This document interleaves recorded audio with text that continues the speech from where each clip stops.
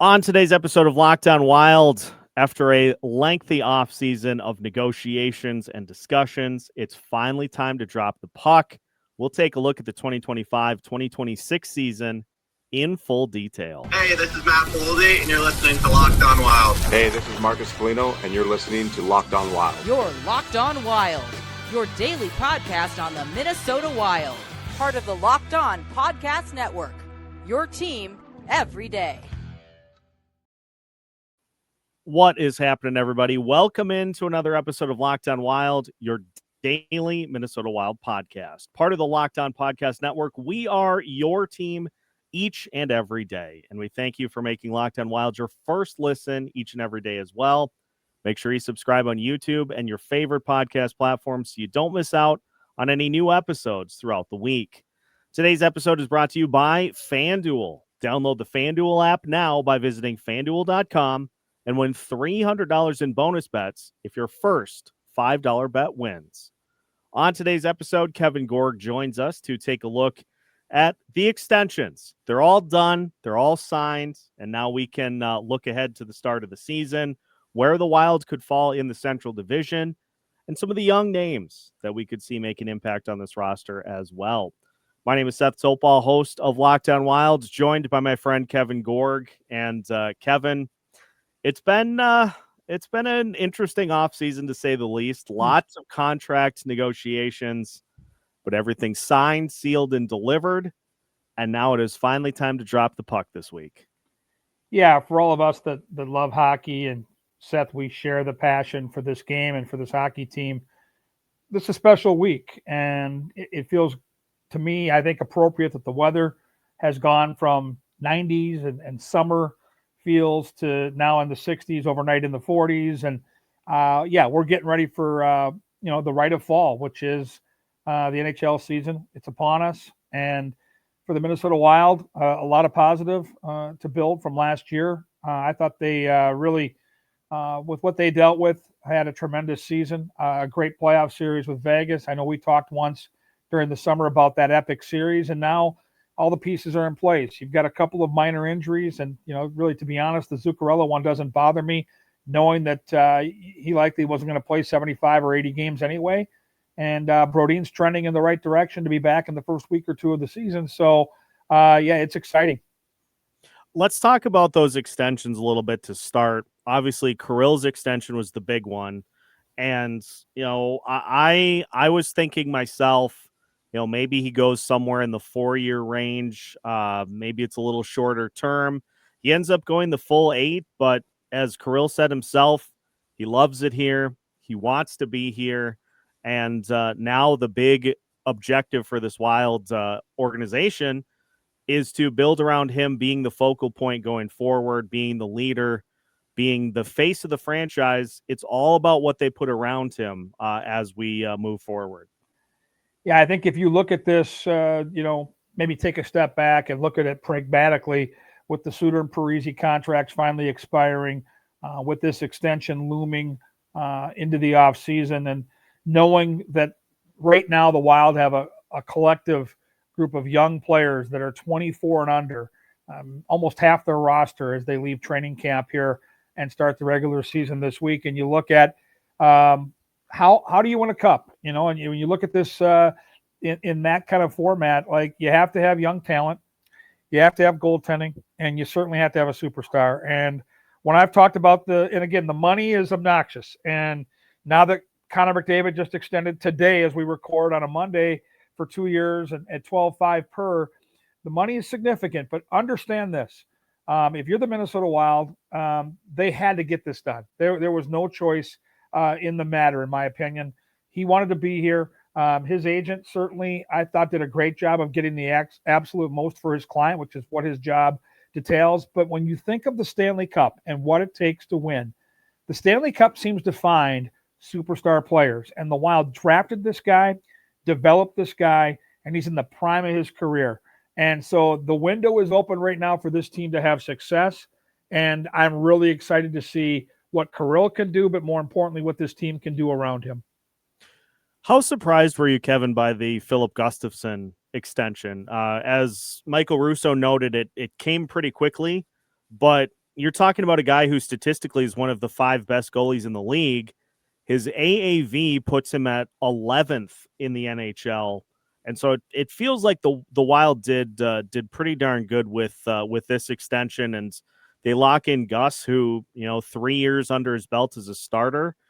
He's been great. He's had some up and down stretches, but by and large, he's been every bit as good as some of those other premier starters that we see throughout the league.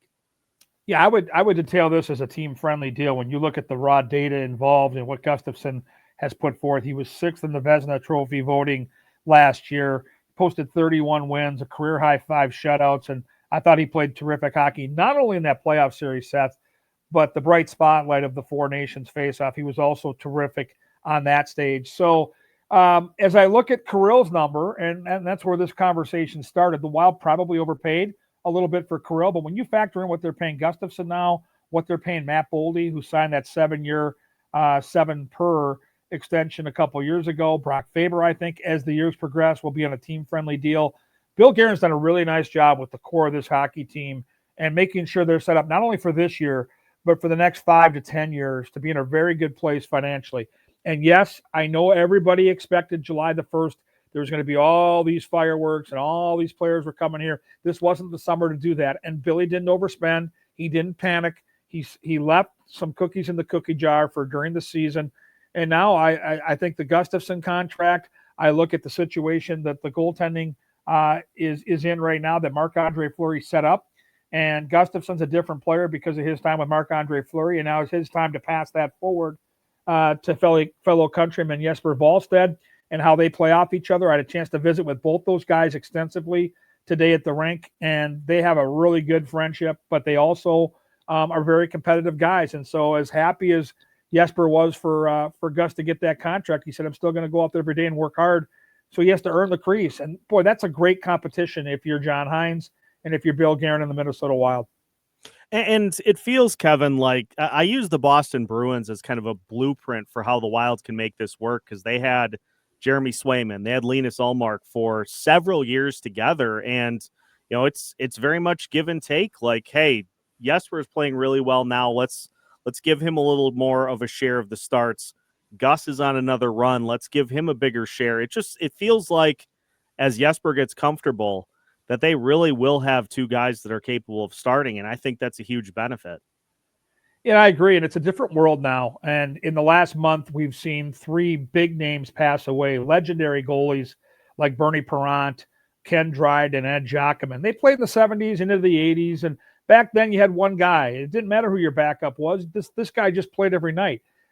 It's different now. I think the Wild have 15 different back-to-backs, 3 in the first couple weeks of the season. You have to have 2 goalies now to compete. If you're going to be a Stanley Cup contender, if you're going to be a perennial playoff team year in and year out, you've got to have not 1, but 2 goalies that can make an imprint on your season. And I thought what got lost in the shuffle, and Gustavsson had a breakout year last year, and he's earned this contract, but Marc-Andre Fleury last year, specifically with the injuries the Wild went through, was a real stabilizing factor, and that's who they need Jesper Wallstedt to be this year. Yeah, and I think, there were a lot of questions as to why we didn't see more of Jesper last year. He dealt with injuries. The Iowa team dealt with some inconsistencies. But if you want the main reason we didn't see him, it's because Marc-Andre Fleury was so good as the backup. Like I think, I don't know if that was something that the Wild necessarily were anticipating, but they definitely welcomed it as he just seemed to get better and better as the season unfolded. I go back to almost a calendar year to the day right now. And remember, the talk out of training camp was all 3 were going to play. So not only did the Wild not know about, Wallstedt, but they also didn't know, where Gustavsson and his solid play would lie. It was still an unknown at that point. And when you're committing to 3 goalies out of training camp, you're letting the dust kind of settle and figuring out that it'll take care of itself. And it eventually did. But Wallstedt got a game early, was down in Iowa. Fleury got off to a great start and had a really good year.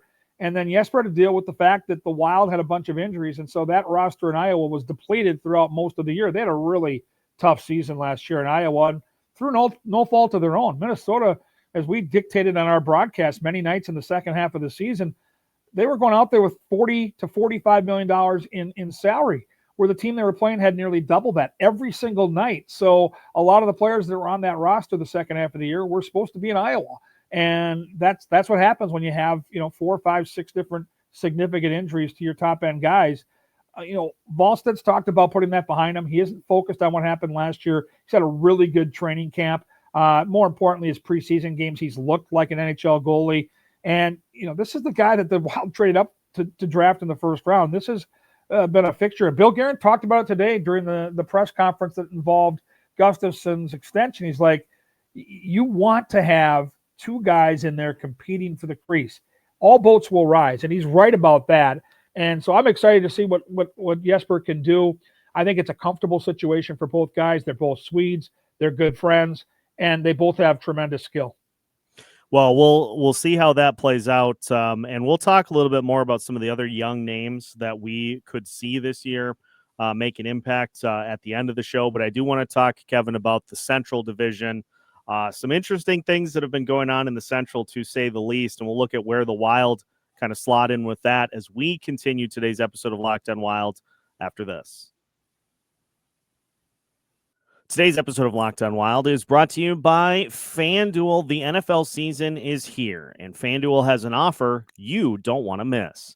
Right now, new customers can bet just $5 and get $300 in bonus bets if you win. That's right. Just pick a bet, put down $5, and if it hits, you'll unlock $300 in bonus bets to use across the app.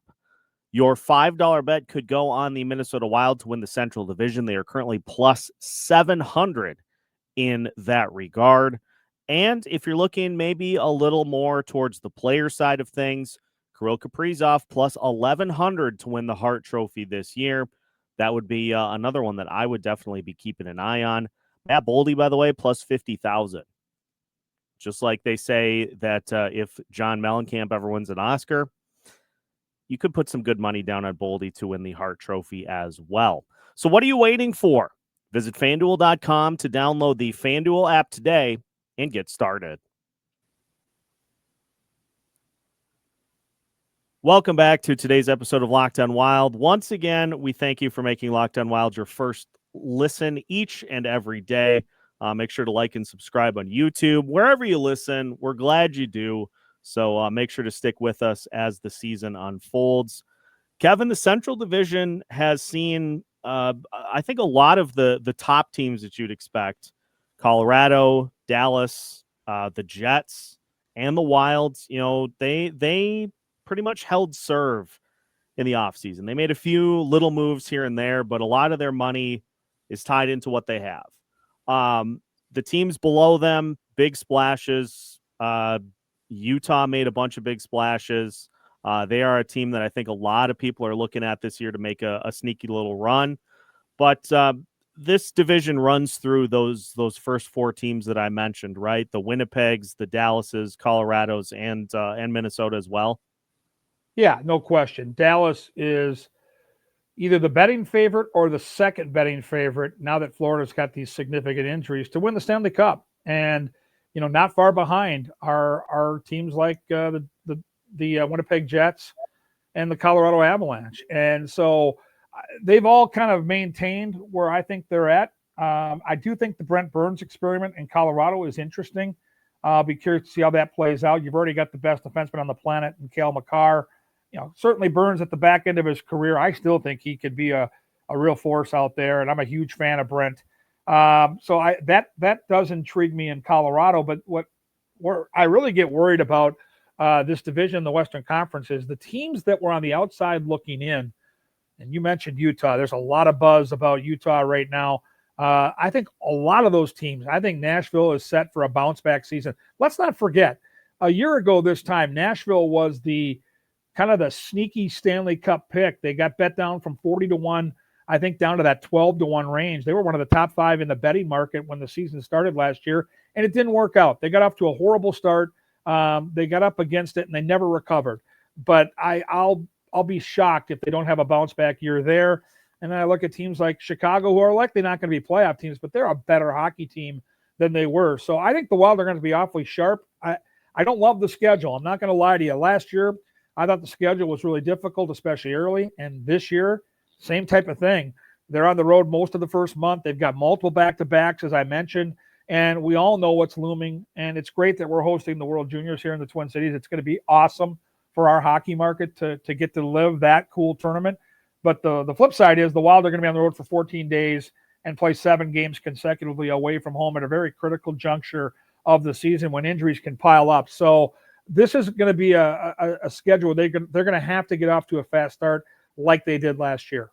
Yeah, and I had a chance to talk with Marcus Foligno a couple weeks ago, gearing up for the season, and he mentioned that we heard so much last year about training camp being tough and demanding and physical, just trying to get the guys in position to be ready for the grueling start to the season, and they responded by leading the NHL in points into the first week of December. So from the sounds of it, they did the exact same thing this year. So if there's a team that is going to be able to handle those grueling road conditions, I feel like it's this Wild team once again this year. Yeah, I talked to a couple of players during the preseason about camp. I wanted to get kind of their opinion on how this camp compared to what they went through last year, because that was a major talker last year into the season, just how difficult John Hines and his coaching staff ran training camp. And I talked to Ryan Hartman, I talked to Brock Faber, I talked to Matt Boldy, and they all three said the same thing in separate conversations. They thought that, I think maybe they came in with the same expectation, but they thought training camp was actually more demanding, specifically the physical side of things this year. So interesting. We'll see how that plays out. But certainly if you're the Minnesota Wild, knowing how tough this division is going to be, knowing how difficult and deep the waters are in the Western Conference, there's not a lot of room for error. And, you look at this first week of the season. They open up on Thursday at St. Louis. They come back home to play a game on Saturday night. Then they've got their first back-to-backs on Monday and Tuesday with travel in between down to Dallas. It's a very, very challenging first couple of weeks. And so I thought the coaching staff did a great thing last weekend. They had some team bonding. They were off the ice Saturday and Sunday. They had a hard practice today, hour and a half on the ice, a lot of system work, a lot of line rushes, a lot of pucks for those goalies. I think building off that tough training camp, and now it's all business. And there are, I think, top to bottom, a group that is hungry. That Vegas series left them with a bad taste in their mouth. It was disappointing the way it finished. I'm not going to throw one guy under the bus, but I think if you asked anybody that was in Vegas for Game 5, if Gus Nyquist stays on side, I think the Wild win the series. I think everybody would agree that it's a different result. It didn't happen, and that's part of the game. But I love the way they competed every night against one of the Cup favorites in that series. And I think it gives you, as a fan, if you're out there waiting to see validation that this group can do something, I go back to that series against Vegas, and I go back to the way they played shorthanded the last 2 months of the season. And this team does have, I think, enough to give you the confidence to know that they're going to be back there this year and maybe be a better team for it. Kevin, I know you mentioned Matt Zuccarello's injury. He's going to miss the first 7 to 8 weeks of the season. What that allowed was the Wild to go back to the Kirill, Marco Rossi, Matt Boldy connection. And I don't have the exact numbers in front of me, but they scored, I think, 5 goals in 2 preseason games. So I guess that combination is just ready to rock. But it's been interesting to watch what is unfolding with the second line. Vladimir Tarasenko, who was brought in as the big offseason acquisition. It sounds like he's looked pretty darn good at practice. And, I know he had a goal in the game against Chicago. So he looks like he's kind of getting himself in shape for the season with Joel Eriksson-Ek. Who ends up getting that other spot on that line could be a big key. I know Liam Ogren's been there for parts of camp. It's going to be how that second line does is going to determine how this team does, because you got to have that scoring depth to advance deep into the season. Yeah, let's look at it from the other side, right? So the Wild are going to St. Louis to open the season this week. It's a divisional game. It's a huge, even though it's game 1, it's a big 2 points. St. Louis knows if they want to win that hockey game, they have to shut down that top line. So that line's going to get some difficult matchups. Teams are going to be very physical. They're going to have their top set of D, their top checking line, especially when you're on the road like the Wild are to open up the season. So you have to have the second and third line that show up offensively and take some of that pressure off those top guys. And so when I think about Joel Eriksson-Ek and the way that he plays the game of hockey, He is consistent. He's almost robotic in the way that he goes to the net and stirs up trouble. I want a guy on a line with Ek that's aggressive shooting the puck, because Ek, more often than not, isn't shooting the puck because he's down doing the dirty work in front of the opposition's net. A guy like Tarasenko, to me, is a guy that loves to shoot the puck. It's what he's done all his life. When he's at his best, he's aggressive, getting the puck to the net. And so I found it interesting today at practice, and this is the first week after all the cuts were made and you're kind of getting ready for that first game. Marcus Foligno was on that line, and it caught a lot of us by surprise as we sat there and watched that practice. But remember that Foligno and Ek had some unbelievable chemistry going back to Jordan Greenway's time with the Minnesota Wild. Now, that was more of a third-line checking line, but that was a line that, if you remember, Seth, they scored a bunch of goals. And Marcus Foligno has looked unbelievably good in camp. So Tarasenko is still the guy that's going to have to carry a lot of the offensive mail. Ek's going to do all the dirty work, and I think it's a work in progress. Will it be Johansson? Will it be Foligno? If I'm being honest, I don't think Ogren or Yurov did enough in training camp to earn that spot right out of camp, but they are the type of players that could slot in there at any time.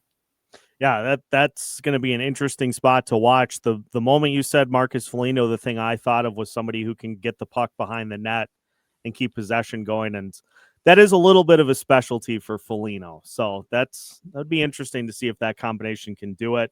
We'll finish today by talking a little bit about some of those young players. You mentioned Liam Ogren, Danila Yurov, Zeev, Buium going to be in the mix as well. So we'll talk a little bit about a potential youth movement as we finish today's episode of Locked On Wilds right after this. Today's episode of Locked On Wild is brought to you by Indeed. You just realized your business needed to hire somebody yesterday. How can you find amazing candidates fast? Well, it's easy. Just use Indeed. When it comes to hiring, Indeed is all you need. Stop struggling to get your job post seen on other sites. Indeed's sponsored jobs put your post at the top of the page and help you reach the right candidates faster. For instance, when I was looking for a job a couple of summers ago, those are the first listings that I saw, those sponsored job posts at the top of the page. So no matter what category I typed into search, they were right there at the top, the first thing that I saw. Now you can speed up your hiring process with a $75 sponsored job credit. Just go to Indeed.com/lockedon right now and support our show by saying you heard about Indeed on this podcast. Terms and conditions apply. Hiring? Indeed is all you need. Final segment of today's episode of Locked On Wild. Once again, we thank you for making Locked On Wild your first listen each and every day. Seth Toupal joined by Kevin Gorg of FanDuel Sports Network. And Kevin, let's talk a little bit. There are some young players that have made the roster. Let's start on the offense. You mentioned Liam Ogren and Danila Yurov. I know it was a little bit of a up and down preseason for Yurov on the offensive ends. But some of the stuff that I've heard is he's a quick study, and it looks like he's doing some nice things to give himself, on the defensive side to be able to help out there when he's on the ice. Yeah, any coach will tell you that you've got to have players, specifically in the bottom six, that are committed to being defensive specialists, that are committed to playing without the puck. Because in a lot of situations, if you're going to lean on those top couple lines to score, you've got to lean on those bottom two lines to shut somebody else's best down. And that's the thing we've heard about Danila Yurov throughout this training camp and watching him in the preseason is how responsible he is without the puck. What a smart hockey player he is. He's wise beyond his years in hockey terms. And whether it's the faceoff circle, defensive zone coverage, you can throw him on a penalty kill. Very cerebral player, very comfortable player. He looks like a guy that as training camp has progressed, he's gotten a little bit more of his footing. And for a young player that's doing this for the first time at the NHL level, that's impressed me. Like when Kirill first came over, there's that language barrier. He's still getting used to the English language, and that communication and stuff, I think, will take care of itself. But if you look at just the raw footage of him playing in preseason games and watch him at practice, he has a really good sense of the game. And I think that's going to serve him well. And as he gets bigger and better and stronger, and he's still a young kid, I think he'll develop more of the offensive style of play. It's going to take some time, but I think, you can confidently put him out there right now in the third or fourth line and know He's not going to hurt you. And I think that's a big deal for a guy doing this for the first time. Yeah, 100%. Because I mention to listeners regularly that we have gotten kind of spoiled here in Minnesota as far as development goes. Not every player is going to hit the ice like Brock Faber did and just immediately take to the NHL, or like Matt Boldy did. Like that's not the norm. That is an exception to the rule. And so if it takes guys, those up and down stretches when they first start, think about Marco Rossi. It was a rough go for him when he first started at the NHL level. He figured it out, but it oftentimes takes guys a little bit of an adjustment period to get used to playing at the NHL level. It does. I go back to Jiricek. I go back, watching him first develop and how hard it was for him to get any offense going. That's the norm. I mean, Brock Faber kind of broke the mold here. I love the Boldy tout. And when Kirill got here, it was different. He had played pro hockey for years, and he was way beyond most rookies in this league, even though he technically was a rookie. And so you look at Yurov, and you mentioned Liam Ogren, and I see that with Liam Ogren. We all watch practice, and he's been unbelievable at practice. It just hasn't yet translated to game situations. I look at the preseason where he was given an awful lot of runway to kind of take off, and it just didn't all come together. There's no reason to panic.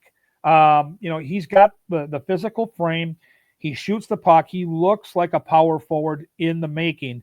But remember, every player develops at a different level, and you can't just expect every player when you flip a switch and now you need him to be a top six guy to fill that void. And the Wild have been patient. If you remember, even with Matt Boldy, spent some time down in Iowa. They did the same thing with Liam Ogren. I think it's going to happen. It's going to come. It's not there yet. If we're all being honest, what we saw during the preseason and during this training camp, there were moments where it was like, oh my goodness. And there were moments like, okay, he's still got some time to go. The cool thing is this team is deep enough now where you're not going to depend on this guy to score 25 goals this year. But it'd sure be nice to see him score 10 to 15 and play a regular role on this hockey team, because I think if the future is him being a top six guy, you've got to take steps to get there. And we're waiting for him to take that first step. And this is a big year for Liam to do just that. And as far as the defense goes, Zeev, Buium, David Jiricek making the roster out of camp. And for Zeev, highly touted prospect.